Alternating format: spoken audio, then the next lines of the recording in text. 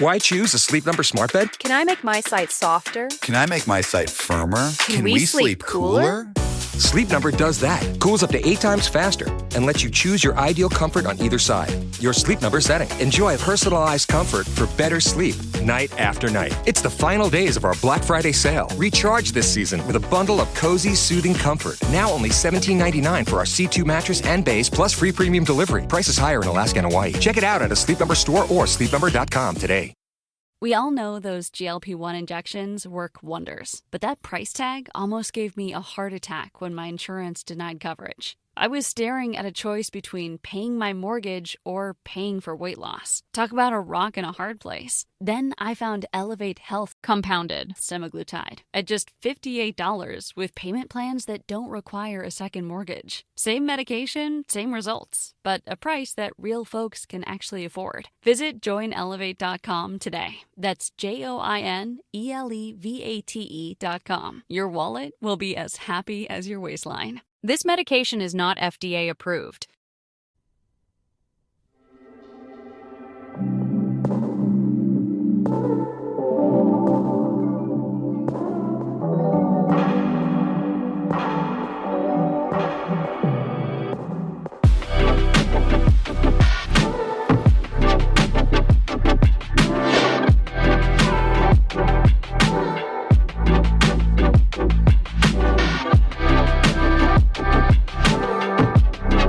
It's Sunday, September 15th, and this is Doing the Thing. I'm Eric Rezsnyak, and I'm here with Wizard Radio Station's Anoushka Rai. Hi, Anoushka. Hey, how are you?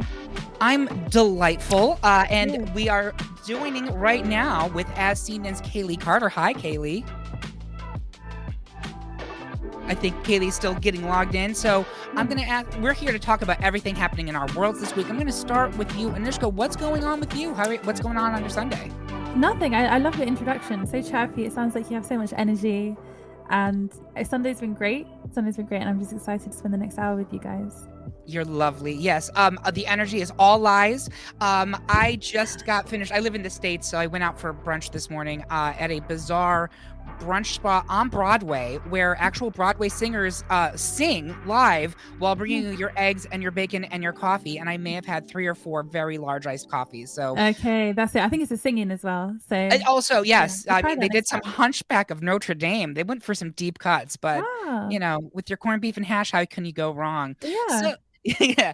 So if you're listening live on Wizard Radio Station, where we do the thing every Sunday from 8 p.m. UK time, you can get involved by reaching out to us on Instagram or Twitter at @WizRadio, or you can text us at no extra cost at 07807183538, or just email station@wizardradio.com. So we're going to start it, you and me, Anoushka. We're going to talk a little bit about a little thing that happened this past week, the VMAs, the MTV, the artist formerly known as the Video Music Awards. And did you watch them?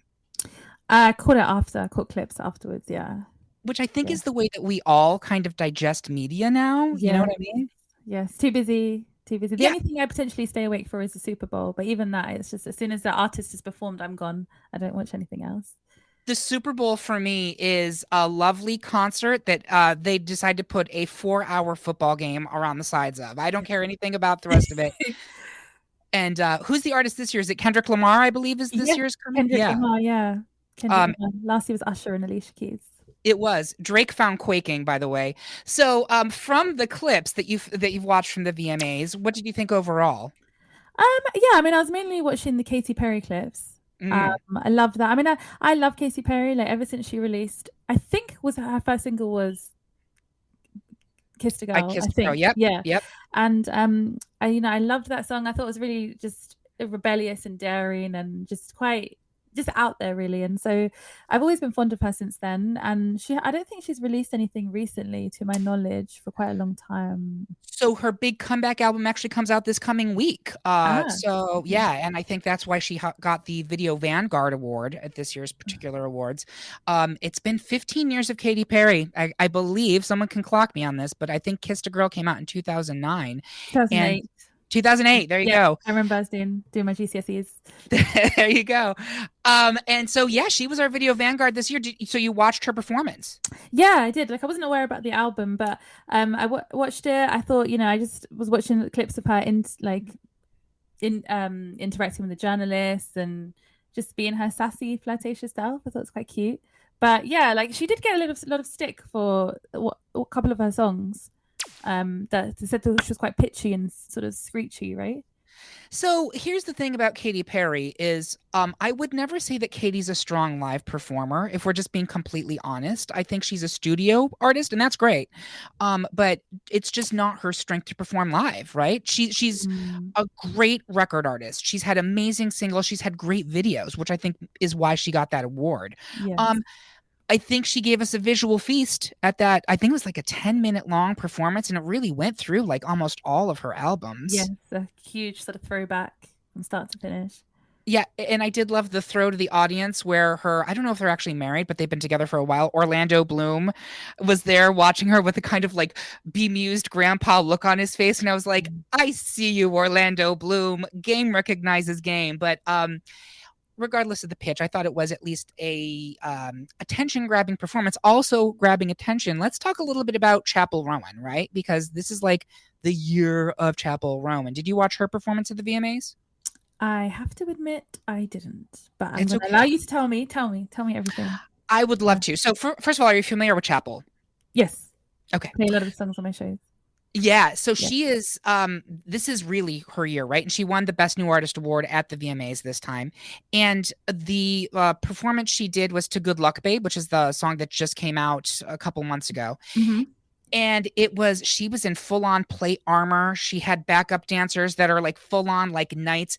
Basically, it was, she started the performance off by having a literal lit crossbow that she shot into the back with this giant castle backdrop that just erupted into flames. It was very dramatic. Yeah. And then she and the background dancers, again, all dressed as like medieval knights, were like doing sword choreography, and like they did an overhead shot where like the swords were all laid out in these designs. And honestly, it was more entertaining than virtually anything on House of the Dragon season 2 this year. So I was here for it.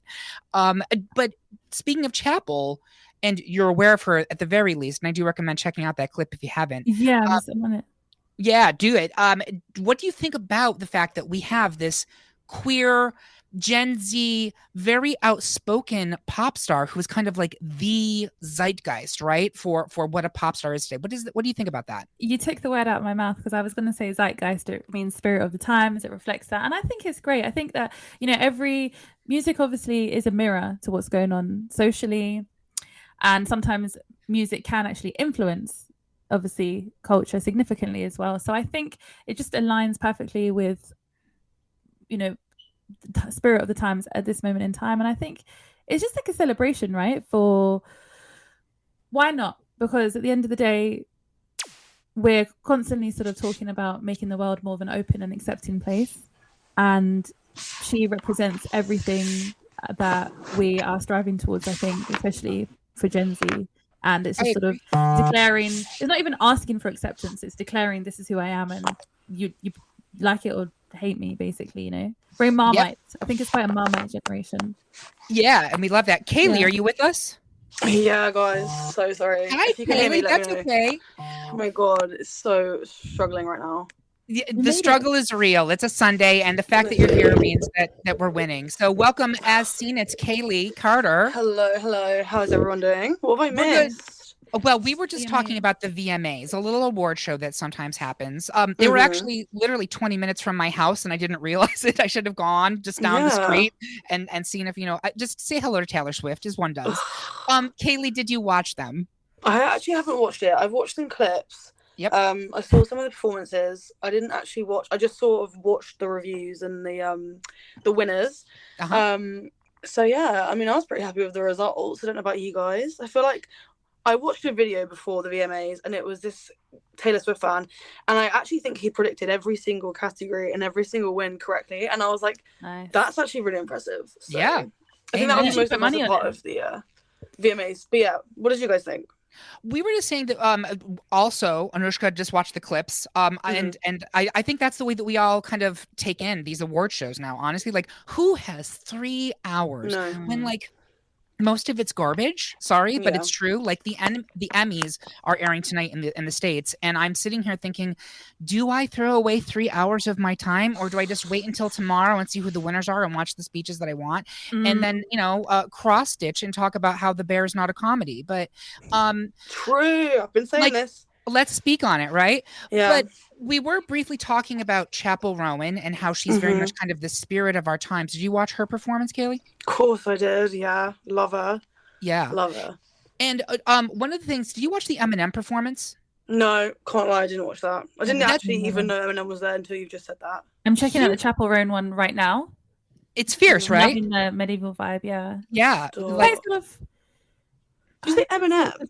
so Eminem literally did perform, and the reason I think it's interesting and relevant to the Chappell thing is, so he at one point he's doing his speech about like in Houdini about what would I say to younger me, and he has a guy come out who's dressed like Eminem from the 90s, and he's like, he'd probably say, what would he say about everything that's happening right now? He'd probably say it's gay, and that is what I was thinking is, look at the progress that the VMAs have made. Eminem was very openly homophobic in his songs back in the 90s and early 2000s.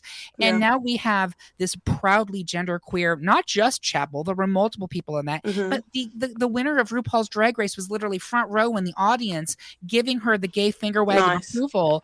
And I was like, that's one of the cool things about, I think, the VMAs is you really see social progress. The other thing I was going to bring up, because I'm your BPAW, right? I'm your grandpa from across the pond. I remember watching the original VMAs, right, in 1984.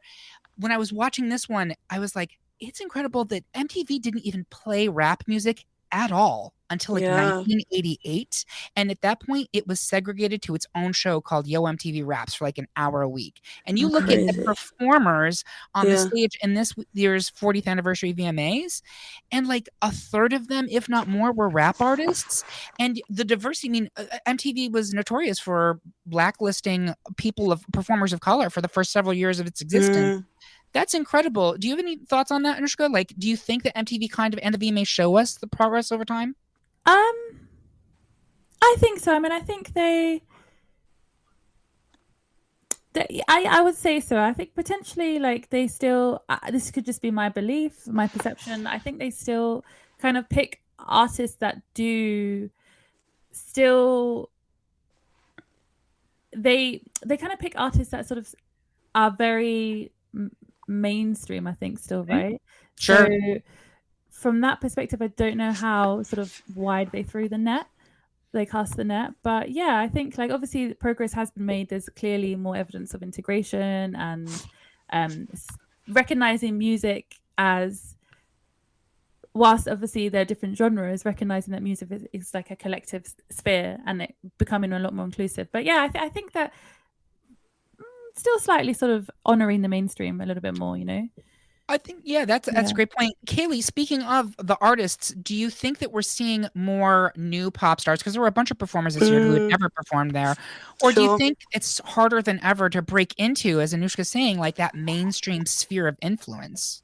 Yeah, I don't know much. I'm not very well versed on like stats when it comes to music, but I listen to a lot of music, and I do think that there's a lot of pop that is coming up this year that is sort of a new genre of pop. Pop for a while was really like something that you shouldn't like. Do you remember? I don't know. I feel like over the last like 5 years, it's like if you like pop music, you were cheesy. That sort of like exactly. Like, you were that like a mainstream person. But I feel like liking pop has come back, which sounds so ridiculous, but like it's now cool again if you like the pop girlies, right? Like, love Chappell, and I do think she's doing her own thing, but like bottom line is she's a pop star, right? So liking her makes you like pop, seeing as that's all everyone was listening to at the moment. So I think it's quite interesting, because I was definitely in that bracket. I definitely put myself in like, I would not listen to pop music, but secretly always have loved it and always have listened to it. So I don't know. I think it's quite nice to see it being celebrated again.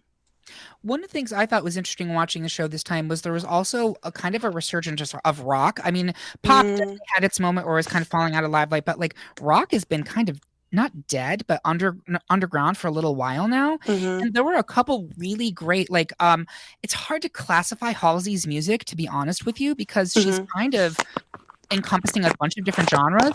But I thought her performance at the VMAs was very rock and very good. Are you familiar with her at all, Anoushka? Do you know Halsey? Yeah, again, played a few of the songs on my show. I don't really listen to her, but heard of her, seen a few things. Yeah, they had her. Lenny Kravitz was out there doing full-blown rock. And, like, it was kind of interesting to see rock again, which was when the VMA started, like, rock was where it was at. And then it kind of has shifted over time, but it was very interesting to see all these different genres. Wrapping up the discussion on the VMAs, I'm curious, do you all have any, like, from VMAs past, because this was the 40th anniversary, any favorite VMA moments that you remember? Anoushka, any for you? Was Britney Spears and the Snake a VMA? It sure was. Yeah, and that green dress. Yeah. Yes. We just did our best Britney music video episode, and I did a top 10 of her best VMA moments. And that's, Slave for You. I want to say it was 2002, 2003. It was a moment. Yeah. Yeah. And I just think it's so hot. I think she just rocked it, and it was just such a nice, it's something, again, it's iconic. It's like a moment that people will never forget, even if they got to know her later in life, you know, it's just iconic. So that would be mine. Awesome pick. What about you, Kayleigh? Any like legendary VMA moments? Can't even lie. I know lots of iconic performances, but whether they were at the VMAs or not, couldn't tell you.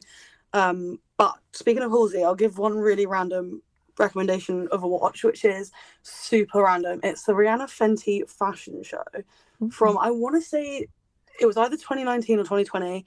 And Halsey did a performance there, and it was really good. So that's my random shout out, music performance wise. What about you? Nice. I love that. And by the way, speaking of great musical performances at fashion shows, check out the old Victoria's Secret fashion shows. Yes, there's a lot of difficult stuff around Victoria's Secret, but they had, like, year after year after year, killer musical performances. That's true. Awesome. That's true. For me, favorite VMA moments. Number one, this is not great, but it's kind of memorable. Kanye West interrupting Taylor when she won Video of the Year. That's probably the Yep. And then this is another Britney moment, but that one, I want to say it was 2006, where she and Christina Aguilera came out and did Like a Virgin, and then Madonna came in and kissed. That's the kiss, That's actually iconic. Like literal iconicry. So good. But I will go ahead and co-sign Kayleigh's idea. Like, go and find some of these fashion shows, which fashion is always on the edge of great music. And like, it's a great way to expose yourself to some new artists. So wrapping up the VMAs, any other thoughts on VMAs, Anoushka? Or not really, but just I love Bad Bunny, and I just wanted to say that Bad Bunny, he performed at the Vogue. What was it? Vogue? Was it? What? I know it was a Vogue show, but I can't remember the name of the show. It was this year, just like in June. In Paris. Kendall Jenner was walking the show, and I thought that was really cool because that actually took place like in the center of Paris. It wasn't in like it's such a very raw. I loved it. You definitely need to check that out. Cool, thank you. And I mean, Bad Bunny is a gorgeous man and very talented. So very attractive. Yeah. Anything else from you, Kayleigh, or we're gonna wrap this one up? Wrap it up. I love you, Chappell. You could do no wrong in my eyes. I don't know if we touched on everything she's done recently, but I defend you. I love you. I defend her fearlessly, like one of those knights behind her with the swords and the VMAs. We adore you, Chappell. And I am so interested in the way that she is being honest and very forthright about her kind of understanding fame and this whole thing. I think it's fascinating. I've never seen a celebrity do this. So with that being said, we are going to take a quick break, and we're going to be right back after these messages. Welcome back to Doing the Thing. I'm Eric Rezsnyak, and I'm here with Wizard Radio Station's Anoushka Rai and As CNN's Kayleigh Carter, and we're going to pivot a little bit into a kind of more serious conversation, but hopefully not too serious. The U.S. and the UK economies are up, businesses are reaching record high valuations, and Elon Musk, you might have heard of him, may soon become the first trillionaire on the planet. By all standards, we should be in a renaissance and living our best lives. If things are so good, why do they feel so bad? So first of all, I'm going to throw it to Kayleigh. Do you agree with that thesis? Like, we should be like living, right? We should be, I always say I'm living the dream. That is a lie, but I'm committed to my French vanilla fantasy. But like, do you think times is hard, right? Yeah, times are hard. Like, times are actually really hard. But I like to not ignore, because obviously the politics and the blah blah is important, but I like to act like everything's fine, and then hopefully everything just manifests itself. It is interesting actually, because I have recently been getting into the US politics more than the UK. I think it's just so it can, live in my mind somewhere that is different. And I watch every night this guy on TikTok who does debates with Trump supporters, and he just is so good. Like he brings them in, they talk the talk, and then he silences them. And it's my new thing. It's my new, like, scrolling on my phone at night, find his live. That is it. I'm sorted for the rest of the night. So that's a nice little lullaby to have. Yeah, I love it. Seriously. I was going to say, I'm so sorry that you have been drawn into our absolute nightmare that we're living over here. But It's one way or another, it's going to affect all you as well. No better here. Yeah. Anoushka, what about you? Do you agree with the idea that, there's no question profits are being made in record waves, but people are struggling? Do you agree with that? Yes. And I think there's a lot. I think so. I think that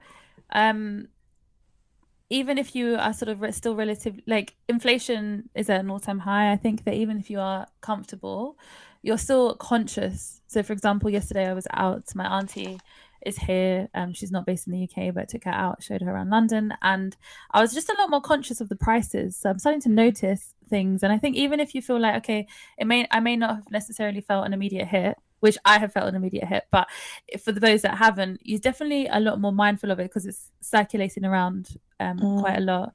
So yeah, I just think I don't know, but then at the same time, online, there's definitely opportunity for, generating more income, having more income streams. We do live in a generation where it's not quite so linear. So there's more opportunity to make more money, but that takes time, effort. It's not like an overnight success opportunity, Anything I think where you do make a quick buck is either illegal or certainly not it's questionable. Or really short-lived. Yes, really, short-lived. The life expectancy of that kind of money coming in quick is you've got to then use that money for good and not spend it all because it won't come again. Do you know what I mean? Yes. Yeah. So the hustle economy is kind of the way we would refer to that, right? Like you've got to have the side hustle going on. Yes. But I think it'd be a good thing because you flex your creative skills. You think outside the box. Elon Musk, for example, he's an entrepreneur. So perhaps entrepreneurship, for some people can be very fruitful, right? I think he classifies as a social entrepreneur from what I've read, but I don't know if it's true. I think that's true, especially if you come from an emerald mine fortune, and so have that nice little start off to your career. But no, it is tricky. I'm curious from the UK's perspective. Are you feeling these money pressures in your rents going up? Are you seeing them in your groceries? Is that accurate? Huge. Tesco's. Do you know how expensive? Yeah. No, because you know what? With Tesco, I went there today. They put their meal deal prices up again, and it was so under the radar. So they started off at £3, right? This was back in the day. Recently, it came up to £3.40, and today I went in and it's £3.55 with a club card. £3.60, and I was thinking, since when? Because you never advertise. I mean, obviously, no one's going to advertise their increases, but I thought that was really sneaky. Yeah, it is really sneaky. But that's a lot. In the US, there was one grocery store chain that was actually planning to roll out dynamic pricing for all the products in their store. Like it would be digital price tags, and depending on time of day or day of the week, the prices for goods would go up or down depending on how busy things were, which they're also some of the fast food chains are also talking about doing that as well. Like if you're coming, I believe it was Wendy's. Do you guys have Wendy's in the UK? I don't know. I think actually maybe one or two of it. Yeah, I feel like I've seen one or two. One or two. Unless we're getting confused with Wimpy's, but I'm pretty sure I've seen Wendy's. No, I think somewhere. there's one in Reading potentially open. Oh. It's kind of like a McDonald's, and they were literally talking about having dynamic pricing where if you go during lunch, you would pay more for anything than you would any other time of day. And I just, the other part of this is that companies are getting record profits. Shareholders are receiving record benefits from it. It's not like the corporations are struggling. It's just price gouging, right? And I know talking about U.S. politics, we just had our second technically, presidential debate between Kamala Harris and former President Trump. And Kamala was very clear. One of her main messages is doing something to fix the pricing of groceries, which are being gouged right now. Are you guys hearing that at all at the UK? Is anyone putting forth policies to change that? I have to admit, I don't spend too much time looking into this. I potentially should, but to my knowledge, no. But there might have been false promises, and like politicians will always make some kind of false promises, but I don't actually know if any of them actually cover the grocery side of things. Can't say. Yeah, I'm myself. clueless. I'm honestly clueless. I think the most I've paid attention is to who they're taxing, and I know that they're starting to want to tax the rich. That's all I know. I don't know anything about actual goods pricing. I think that would actually be something I should look into, but I have no idea. Regardless, like everybody is talking about it. It's constant sort of like grocery, it's gone up by like 15% at least, 20%. So yeah, it just creates an extra burden. Like even sort of my dad, he's always sort of saying, God, like I can't believe it's this much for this. And also I just would like to flag the quality of the fruit and veg and just general produce it's not great. Like I've lived abroad and it tastes a lot fresher, perhaps less importation time, I don't know. And it's like we're paying for not a significant amount of substance really. And I think it's kind of out of order. So let's kind of flip this and say, if we were in power, if we were the prime minister or the president in our respective countries, what would you do if you had the power to fix it? What would be some policies that we would put forward? Kayleigh, do you have any? God, so many, but I think a lot of them would just be stupid and not actually beneficial to anyone. I would happily tax the rich, and I would happily lower the housing market for young people, and that's the two main things I would do. I would just like to say, I will answer that question, but just say, for example, you've worked really hard for your money and you're rich and you're wealthy and you're affluent. Do you think you would feel comfortable being taxed, or would you think, okay, you know what, it's fair? Because obviously that's why there's loads of offshore accounts, tax evasion, God knows what. Like, how do you feel about that? I mean, I'm talking about like taxing the top, like top, people that if they were taxed, that they wouldn't feel it. They wouldn't feel it. I'm not talking about people that are in a position of they've worked really hard and they've made enough money. They're wealthy, but they're not. If they were earning the same as every old average Joe, what would be the point? Do you know what I mean? I'm talking about like taxing the people that it wouldn't hurt. And those are the people who generally know exactly what to do to avoid paying serious taxes. So my day job is in fundraising, and I before that I was in journalism. And I remember when I started, one of my colleagues was like, you're going to get a completely new crash course in what actual wealth is and what it means. And so I was looking at someone's like, wow, this person's got like $1 million house. Like, that's adorable. We're looking at people who have houses that are $50 million, $40 million. And that's one of their homes out of many homes. I don't know how it is in the UK. I just know how it is in the United States. And when I see looking at it, because we have public records, and you can see where people have foundations, how much money the foundation has, how much money they're giving away. Some of these families that are millionaires, billionaires in some cases, the hoarding that's going on of resources is astonishing. And I don't think the average person is aware. Like, we're not talking, you've worked hard, as you said, Anoushka, like you've worked hard, you've worked your way up the ladder. You're making 6 figures, maybe you're making mid 6 figures. I don't think, and I don't know, Kayleigh, I don't want to speak for you. I'm not talking about that person being taxed into nothing. That's one thing. I'm talking if you're making, millions of dollars a year. And one of the arguments we have here is, especially if you're a business owner, your business exists and benefits from all of the public services that we do, roads, public goods like telephones, etc. It's only fair that you should be putting in your fair share. Does that, Anoushka, do you agree with that, or do you think that's completely off base? I think if you're somebody, you maybe, so for example, people that have worked hard and things like that. It's just looking at the background, how much general wealth there is. This potentially could be a policy, right?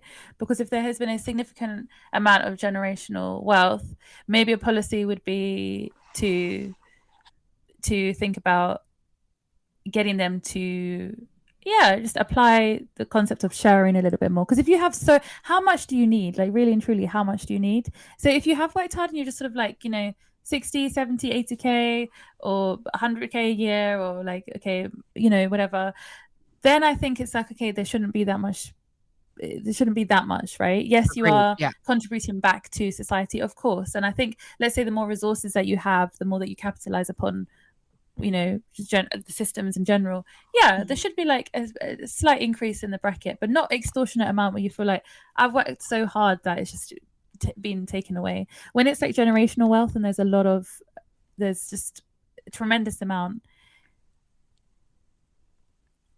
don't these people think about, like, I don't know how you can sleep at night sort of thinking like, great, we're hoarding everything and the rest of the world is like this. I know obviously you have to care about yourself. I do get it. Otherwise then you'd be left with nothing. But you should at least sort of be thinking about sharing or contributing back to society, because you're the one living your life freely and benefiting. And surely it would even benefit you if there's more investment in day-to-day. The future? Yeah. Yeah, I think that's a great point. And one thing I think people should be aware of is that we are on the cusp of the greatest pass down of generational wealth in the history of this planet. When the boomer / silent generations do move on, however you want to describe that, that they hold such a huge amount of the like global capital that has to go somewhere. And the question now is, where does it go, right? Does it just go on to the next generation, or are there opportunities to actually have some real public good? Because I don't know how it is in the UK, but in the United States, I was just reading a report that something like 40% of all bridges in this country are at risk of collapse in the next 30 years. That's a big problem, right? Really and like scary statistic. I wouldn't want to cross the bridge. Right. In the States anymore. We all benefit from that. So like, how do we fix that? Kayleigh, any additional thoughts on policies that you might enact? I know you said that some of you think would be stupid, but I personally, I think that the property situation is a huge deal. And another one of the things that Kamala is putting forward, and I'm sorry if I'm coming off as a Kamala Harris shill, I totally am, but I'm sorry if I'm coming off that way. As you should. Is that they want to give new home buyers thousands of dollars in credits because so much of the housing stock in this country is being owned by private capital firms, and it's impossible to buy or even rent anymore. Is that true in the UK? More or less. I think it's becoming harder and harder for sure.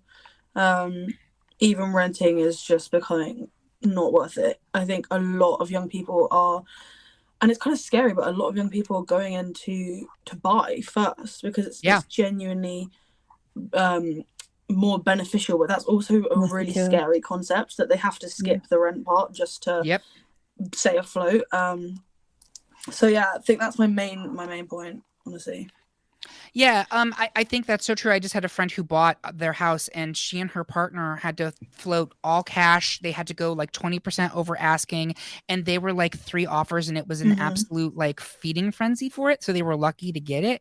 But do yourself a favor and have a conversation with your parents or your grandparents and say, I'm curious, what did your first home cost? Like literally, do you remember what you paid for it? And then ask them how much they think a first home would cost now. Just check them and see what they think. Ask them, how much was your first rent out of college or out of high school? Then ask them to tell you how much they think rent is now. Because from what I've experienced having this conversation with older generations, they have zero concept of what things cost now. They have no idea. No. Have you found that to be true, Anoushka? Well, I would actually say no, but that might be because of the back. So my background, Asian background. Parents like studied here in the UK and everything, but like traditionally I think Indians kind of taught like, oh, that's so expensive, you don't need to, you can get it at home. So so regardless, like they'd always be thinking from that perspective. But you know, the immediate family are pretty switched on when it comes to that. That's great. Yeah, but I think that let's say, for example, grandparents and stuff, they probably would be shocked with the price of things now. I haven't actually discussed it with them. It'd be good. It's a good conversation to have. It's a good conversation. What about you, Kayleigh? Have you had any of those types of conversations with your older family members? I think immediate family are pretty switched on. I agree. Older than that, I think they're pretty clueless. I just think, I don't think they'd have. I mean, I've like briefly spoken. I'm aware of what sort of they would have been paying for property now and how absolutely insane the difference is. But yeah, I think it's just like, thankfully, immediate family are a bit more sympathetic towards the whole what the hell we're dealing with, because I mean, they can see it, right? They're still switched on enough to see the news, and if they want to, you know, have a look at that for themselves, I think they'll be shocked. But how, sorry to just interject here, but like how when we were talking about the groceries, for example, and I was saying it's a frequent sort of conversation that day to day people are having, house prices, rent prices. So many people I know are sort of just concerned about it, really concerned, and then also it's just like it becomes that concern becomes a driving force for the decisions that they make as well. And I think it's like it's kind of unfair, because way back when, yes, you know, people still worked hard, but I don't know if they had as much as I don't know. I was going to say, did they have as much stress? But no, probably not fair to say. The thing I was going to say is this is actually statistically going to be the first generation that is worse off than their parents were in I don't even know how long. Like I historically, like Gen Xers and millennials, we will not have access to the type of resources and wealth that our direct superiors did in terms of generations. And that's fascinating to me. But I do want to, as we wrap up this conversation, tie it back to something Kayleigh said when we started, where you're like, you know, I kind of don't want to interact with it too much. I'm aware of what's going on, but I also kind of like to numb myself about it. I don't necessarily think that's a bad thing, Kayleigh, because if you're constantly thinking about this manifestation, she used the word manifestation. I love that. Yeah, it become, and it like, think about it really deep, right? So like if one person thinks like this and the rest of the people don't, you're not going to feel as sort of concerned. I know obviously you see the reflection in prices and stuff, but when it becomes like a part of your thought process and you're walking around constantly and it's constant the same conversations, it just perpetuates more of the same thing over and over. Whereas sometimes if you think, okay, is this worth it? Is an investment when you're buying something? What's the benefit of it? It's kind of less mental angst as well. Yeah. It's exhausting. It's draining. And it's 100%. I agree. That's a great way to do it. It's healthier. So if you have your little escapes, your mental, I call it mental floss instead of dental floss. Like, there's nothing wrong with it. And it keeps us as sane as we can be in a world that's kind of going mad. With that being said, we're going to wrap up this heavy conversation and we're going to take a quick break and we'll go right back shortly. Welcome back to Doing the Thing. I'm Eric Rezsnyak from the Great Pop Culture Debate, and I have been delighted to be here with Anoushka Rai from ZARD Radio and Kayleigh Carter from As Seen. And we're going to talk about, in this last segment, we're going to start talking about a news item, but I'm curious to get your thoughts on it. In June, 2 U.S. astronauts left Earth to spend 8 days on the International Space Station, but after their spacecraft was declared unsafe to fly back, they now are not going to return to Earth until 2025. So my question for you all is, would you want to go to the ISS? Question 1. And then 2, would you want to live in space for like a year? I'm going to start with you, Kayleigh. What do you think? What my initial thoughts are, when were they supposed to come back? Was it supposed to be like a quick trip? After 8 days. Oh. After 8 days. Oh, I see. To spend 8 days. I thought they'd been there for 8 days and then couldn't. Okay, fine. No. Don't put me involved in that, I don't think. I would have to go knowing that I was coming back in my allotted time. Yeah. I mean, I didn't pack enough underwear. I can't do my daily Wordle. So like, valid. What am I going to do? Maybe people walk around, you know, au naturel in space. Maybe they do. You know what? Yes. Appreciate that. That's what space needs, more nudity. Yes. What about you, Anoushka? Would you go into space, first of all? Is that something that is appealing to you? In my mind, yes. Really, I wouldn't. But I would I like getting new experiences, but I think the sense of adventure would probably stop there, because I would actually, being serious about it, be afraid, you know, run out of oxygen. It's kind of asking for trouble, but at the same time, people that do it successfully and come back, how thrilling and amazing. And what like a moment to experience, right? Yeah, I mean, I've heard from astronauts in the past that it has changed them. Like there's like the before and the after. Like it has a completely different impact on you, not just physically, but like spiritually and mentally and emotionally. Oh, wow. Which is what, for example? Sorry, it just like completely broadens your thoughts of like it's almost like the first time you're on an airplane and you look down and you see how small everything is, and you're like, wow, and like this is just that perspective, like even more blown up, right? I feel like Earth itself is hostile enough that the idea of then going outside of Earth feels like New York City tries to kill me every day, and I can't even imagine what space would do. Like, you're not supposed to be here. Get away. You might have peace. You might maybe I'll find peace, right? That maybe I've been looking at this all wrong. You might find your soulmate in the form of like some kind of extraterrestrial, you know. Possible. I'm down at this point. I'm open to everything. Right? Where's Tinder? People have been marrying themselves, and now it's like, nope, I'm gonna give space to mine. Oh yeah, but she got divorced from herself as well. She divorced herself? Yeah, she did, didn't go too well. Irreconcilable differences? Yeah, literally, she said they were having differences. I was like, how is that going? Relatable content. Yeah, I can't decide what to get for dinner, so how am I going to be married to myself? Like, someone has to choose. Speaking of these types of questions, Kayleigh, you're an expert in TV and film. Talk to us about what is delighting you or you're looking forward to in TV and film in the coming weeks. Literally too much. Oh, sorry, I just banged my arm. Okay, first of all, I want to talk about I have only just for the first time, and I hope one of you have watched it, but it's okay if not, have watched Ted Lasso on Apple TV. I have not, but I know people love it. Okay. I know. To be fair, I don't know why I'm making this judgy remark, because I hadn't watched it until recently, and there is 3 seasons that have been out since like 2020. But there's basically rumors of a 4th season, and it's quite controversial because I feel like they wrapped it up fairly well, but I am thrilled because I really enjoyed it, and I really want them to make a new one. And again, it's like an interesting one because it's about football, and I do not care. I'm not a sports fan. Don't care. Literally don't care. It's not a documentary or anything. It is a fictional story. But I put it off for so long because of the subject, I guess. Yeah. And I regret it so much because it's just so good. It's just so good. That's why I haven't watched it. Is like I don't care about the Olympics. I care about, everything I know everyone I know who's watched it is like it is the feel good show of the 2020s. Like it's like comfort food, which to me is the Great British Bake Off. But they're like no. No, there's literally a Great British Bake Off joke in it. Like I promise you, it will appeal.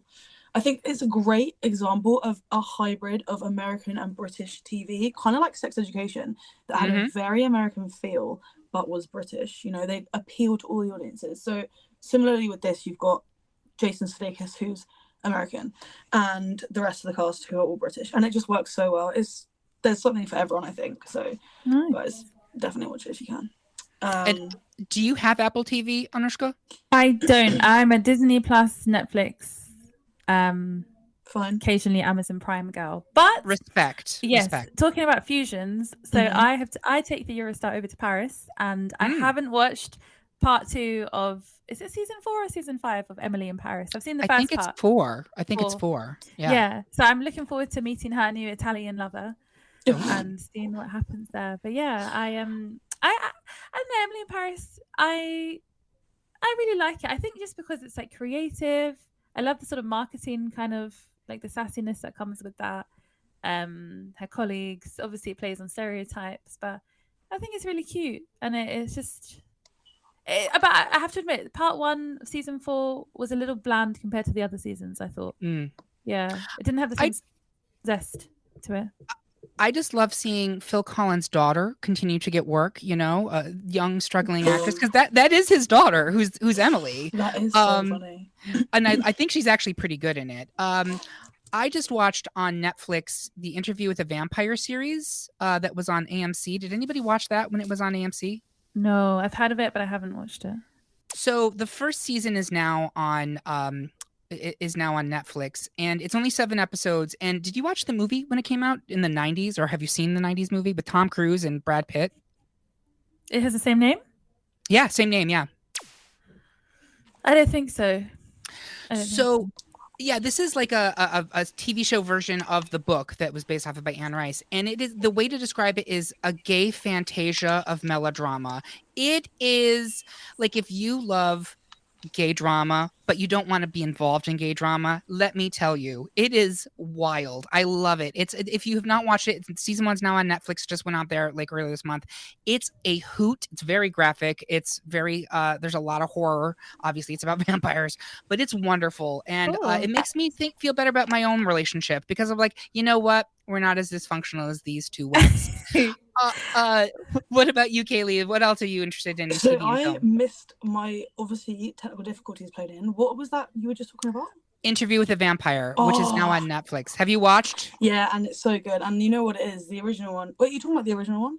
I'm talking about the new one, the AMC one. Mm-hmm. Oh, Yeah. AMC. Okay, so yeah, so much more gay than the, the original. Love it. I actually wanted to bring up Selling Sunset. I don't know if you guys are into that reality show situation, which I love to say I'm not, but it's a big fat lie because I literally watch them all and I love them all. And I love it. And Selling Sunset, the new season's just come out and I am midway through watching it with my sister. Is it good?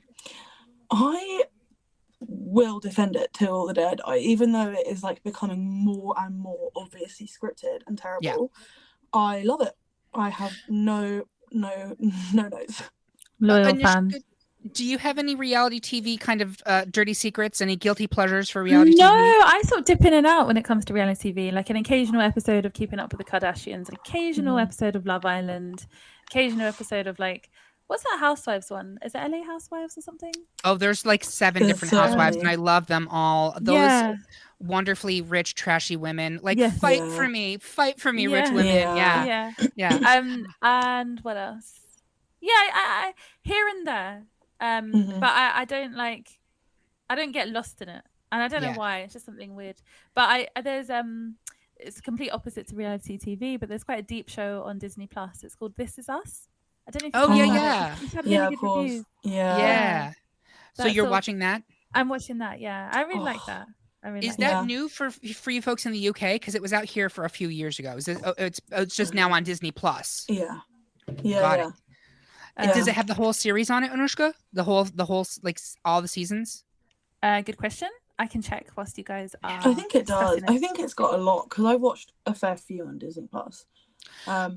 Speaking of Disney Plus, the new Marvel show Agatha All Along comes out this week. Yes, I saw an ad for that just now. Yeah. Which is I think it's a musical actually. And it's got a great cast. Patti LuPone. It's got Aubrey Plaza. It's obviously the Catherine Hahn who plays Agatha and Joe Locke from Heartstopper. So that looks like it's going to be a lot of fun. Anything else that you're watching right now, Kayleigh? Oh my gosh, there's actually always something. What am I watching right now? No, I actually will say something really controversial. I did not finish season 3 of The Bear, and I love The Bear. I absolutely loved season 2. Like, I have literally put in my diary, like, cinematic perfection, do not touch this. They can do no wrong. And then season 3 came out, and I was like, I don't know how I feel. Yep. I know a lot of people who agree with that opinion, who are just like, I feel like they kind of lost it. Like, it's just not. And it's hard when you are operating on such a high level to continue to operate at that level, right? Like, show me the show that maintains excellence for its entire multi-series run. And I mean, in Britain, you guys tend to have shows that have shorter runs, both episode length and seasons. And in America, we just beat the horse to death. Yeah. So this is an American show, so that doesn't bode well. Have you watched The Bear, Anoushka, or? No, but is The Bear that cooking? It's one that's like that. Yeah, so I haven't watched that, but I watched the film that kind of is similar to that. The one with Boiling Point? Oh, is it Boiling Point? The one with Voldemort. Yeah. Ray Fiennes, the menu? Yes. Oh, The Menu. Fine. Yeah. Is it similar or no? The Nicholas Hoult one.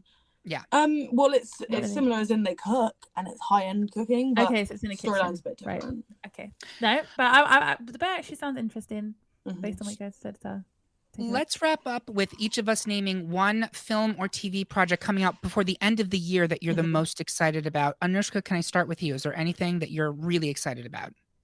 In terms of something that to be released in cinema, just released on Netflix? Any one of them. Okay, based on the fact that my mind is not working at optimal point right now. So when I looked on my mobile phone just now, we're talking about fashion, and I've just seen a Vogue show that they've just uploaded on Disney. That looks quite cool because it's fashion related, as we were talking about. So yeah, that's one thing. I don't know. I can't really think. I mean, I in terms of a good film, I saw that Furiosa film in the cinema. Yeah. I really liked that, and I think that's I've enjoyed that. So there's not really anything else sort of up and coming to my knowledge that I'm waiting for. Nice. Yeah. Kayleigh, what about you? God. Okay, I'm looking forward to, on the smaller scale, on the more independent scale, London Film Festival is coming up in October, so looking forward to that. Lots of indies. That should be really good. I'm looking forward to All of You, which is a film written and directed by Brett Goldstein, who is in Ted Lasso. Yep. Sort of on that hype at the moment. I think that's going to be really good. And then big cinema scale, obviously Wicked, which is Part 1. It's coming out in November. That's coming out this And year. The Joker with Lady Gaga. The Joker. Yeah. Part 2, Folie à Deux. Yeah. Excellent.